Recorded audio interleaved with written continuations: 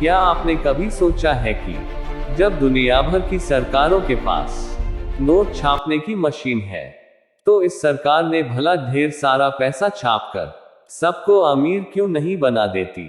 सोचिए, अगर सबके पास अनलिमिटेड पैसा हो जाए तो क्या होगा। अरे भाई, सब अमीर होंगे और क्या होगा, सब के सब अंबानी बन जाएंगे। फिर ना कोई अमीर रहेगा, ना कोई गरीब, गरीबी मिट जाएगी और किसी को काम करने की कोई जरूरत नहीं होगी। बस सुबह उठो, पैसे उड़ा और उड़ाते रहो, फिर तो कोई भी भूखे पेट भी नहीं सोएगा। ना कोई किसान आत्महत्या करेगा, ना किसी को सरकार से कोई शिकायत होगी। तब तो कोई भिखारी भीख मांगते हुए नजर नहीं आएगा। हर तरफ खुशियां ही खुशियां होंगी।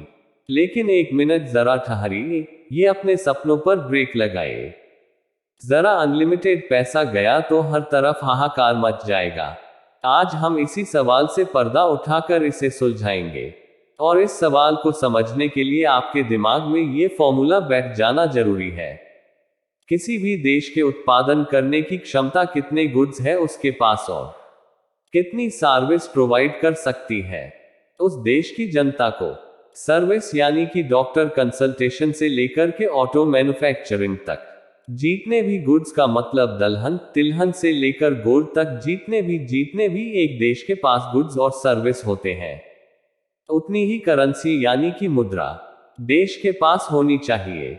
ये है फाइनल फॉर्मूला। किसी देश में उत्पन्न होने वाले गुड्स एंड सर्विसेज की कीमत इक्वल टू देश की मौजूदा मुद्रा।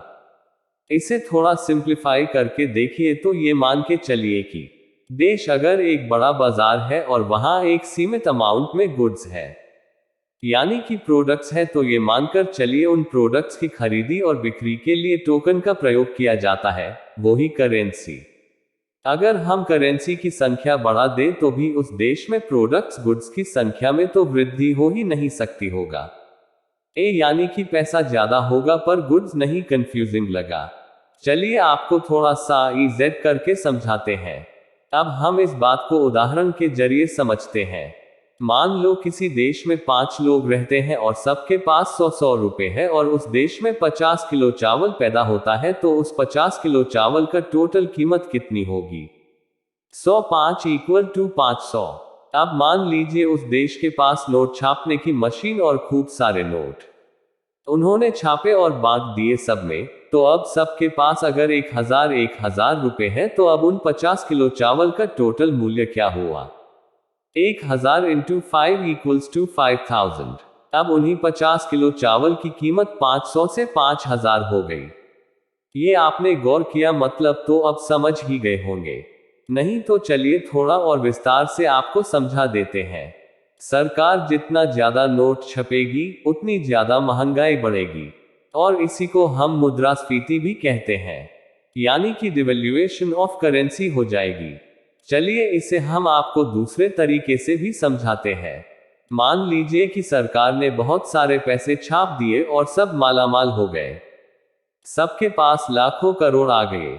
तो जब हम मार्केट में साबुन खरीदने के लिए जाएंगे तो उसकी कीमत 50 रुपए होगी। दुकानदार भरा आपको कम पैसे में क्यों देगा? आपके पास वो बहुत पैसा है। अरे भाई, दुकानदार की भी तो लालच बढ़ेगी। धीरे धीरे सबकी कीमत आसमान छूने लगी। साबुन से लेकर हर चीज के दाम जो है वो आसमान पर रहेंगे। कच्चे माल से लेकर तैयार माल तक सभी वस्तुएं मिलेंगी, लेकिन दाम थोड़ी ज्यादा हो जाएगी।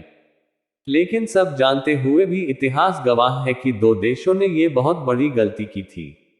उन्होंने इससे जरूरत से ज्यादा पैसा छापा था, ये सोचकर कि गरीबी मिट सकती। उन 2 देशों में से पहला देश है जर्मनी। प्रथम विश्व युद्ध के बाद जर्मनी की अर्थव्यवस्था चरमरा गई थी। युद्ध की जरूरतें पूरी करने के लिए जर्मनी ने बहुत सारे देशों से कर्ज लिया था, मगर युद्ध में हुई हार के बाद वह कर्ज नहीं चुका पाए। जर्मनी ने सोचा कि हम खूब सारा पैसा छापकर अपना कर्ज उतार देंगे। बस फिर क्या था, जर्मनी ने यही किया और उन्होंने अनलिमिटेड अमाउंट पैसा छापा और फिर नतीजा ये हुआ कि आया की मुद्रा का वैल्यूएशन अवमूल्यन हो गया और वहां की महंगाई आसमान छूने लगी। दूसरा है जिम्बाब्वे। बहुत साल पहले जिम्बाब्वे ने भी जर्मनी जैसी गलती की और बहुत सारी करेंसी छाप दी, जिसका नतीजा हुआ कि वहां की मुद्रा का अवमूल्यन की डिवैल्यूएशन हो गया, हजारों गुना बढ़ गया, जिससे और अब लोगों को ब्रेड और अंडे जैसी बेसिक चीजें खरीदने के लिए भी बैग भरकर पैसे देने पड़ते हैं, क्योंकि करेंसी ज्यादा छापने से वहां की करेंसी का वैल्यूएशन हो गया है, अवमूल्यन हो गया है, इतना हो गया है कि एक यूएस डॉलर की कीमत 25 मिलियन जिम्बाब्वे डॉलर के बराबर हो गई है। इतिहास में इस घटना को जिम्बाब्वे की अति मुद्रास्फीति के नाम से जाना जाता है। तो दोस्तों, क्या आप समझ गए कि आप जितने नोट छापेंगे उतने ही आपको महंगाई का सामना करना पड़ेगा, और ऐसा करने से उस देश का आसमान छूता हुआ स्टॉक मार्केट भी जमीन पर आ जाएगा। करेंसी नोट जो हम यूज करते हैं उनकी अपनी कोई कीमत नहीं होती, उनकी सिर्फ एक्सचेंज वैल्यू होती है कि कितने सामान के बदले आप उस नोट को देते हैं, और इसलिए इसे लीगल टेंडर भी कहा जाता है, जैसा आप कानून द्वारा अथॉराइज्ड है। आप किसी भी गुड्स सर्विस टैक्स के बदले उस नोट को एक्सचेंज कर सकते हैं। किसी भी देश में कितनी करेंसी प्रिंट करनी है, ये तो खुद देश की सेंट्रल बैंक, उस देश की जीडीपी, राजकोषीय घनत्व, विकास दर जैसे कई कारकों को ध्यान में रखकर तैयार किया जाता। इस तरह से अनलिमिटेड पैसा नहीं छापा जा सकता। भारत में आरबीआई तय करती है कि कब और कितनी करेंसी प्रिंट करनी है। चलिए अब जानते हैं कि पैसे छापते हैं कहाँ, इनका पेपर कहाँ से आता है, इनका क्या कैसे होता है। तो सबसे पहले है पैसे का पेपर कहाँ तैयार होता है। भारतीय पैसों का पेपर ज्यादातर दुनिया के 4 देशों में होता है। इन देशों में पेपर बनाने की आधुनिक मशीन है। तो चलिए जानते हैं वो कौन से देश में। पहला अमेरिका का पोर्टल, दूसरा फ्रांस का अर्जो, तीसरा स्वीडन और चौथा पेपर फैब्रिक हमारे देश में। पैसा छापने की मशीन कहाँ है? तो पैसा बनाने की मशीन एमपी के देवास, दूसरा मैसूर, तीसरा सलबोनी, चौथा नासिक, पांचवा देवास में नोट की स्याही और 10, 50, 500 के नोट छापे जाते हैं। मैसूर में 2000 के नोट छपते हैं। आपको बता दें कि देवास में एक साल में 265 रुपए करोड़ नोट छपते हैं।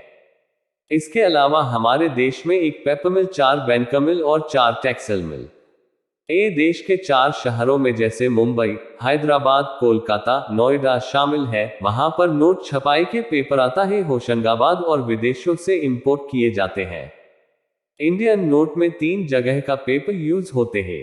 Patent number 1 Maharashtra currency note press CNP से आता है, और दूसरा जो आता है सोर्स, वो है ज्यादातर पेपर एमपी के होशंगाबाद मिल से आता है। तीसरा कुछ पेपर विदेशों से इंपोर्ट किया जाता है। नोट बनाने में खास पार्टनर से बने पेपर और खास स्याही का इस्तेमाल होता है, जैसे दिवस के बैंक नोट प्रेस और सिक्किम में स्विस फॉर्म यूनिट में बनती। पैसे कैसे छापे जाते हैं? विदेश और होशंगाबाद से आए पेपर को सीमनेटू मशीन में डाला जाता है। इसके बाद इसे दूसरी मशीन इन टैबू मशीन में डाल दिया जाता है। मशीन से निकले नोटों की शीट पर अच्छे और खराब नोटों को अलग अलग कर दिया जाता है। इसके बाद सही नोट पर नंबर डाला जाता है। नंबर डालने के बाद एक एक नोट को चेक किया जाता है। खराब नोटों का क्या करते हैं? जब नोट खराब हो जाते हैं तो उन्हें बैंक में जमा करवा दिया जाता है। बैंक को नोटों को मुख्य कार्यालय में भेज देता है। वह उनकी जांच होती है और उनकी जगह नए नोटों को छाप दिया जाता है। पैसे हम तक कैसे पहुंचते हैं? इंडियन रिजर्व बैंक के देश में 18 ऑफिसेज है। अहमदाबाद, बेंगलुरु, बेलापुर, चेन्नई, चंडीगढ़, भोपाल, जयपुर, हैदराबाद, गुवाहाटी, कोलकाता, कानपुर, जम्मू, मुंबई, नागपुर, पटना, तिरुवनंतपुरम, भुवनेश्वर, लखनऊ। सबसे पहले नोट इन ऑफिसेज में पहुंचते हैं। इसके बाद अलग अलग बैंकों में भेज दिए जाते हैं। तो आशा करते हैं आज आपको करेंसी से जुड़ी वो हर जानकारी मिल गई होगी जिसे आप अभी तक खोजा करते थे। आशा करते हैं वीडियो आप सबको पसंद आई होगी। इस वीडियो की जानकारी अपने तक सीमित न रखें। अपने फ्रेंड्स, फैमिली, रिलेटिव्स में इस वीडियो को शेयर करना बिल्कुल ना भूलें। धन्यवाद।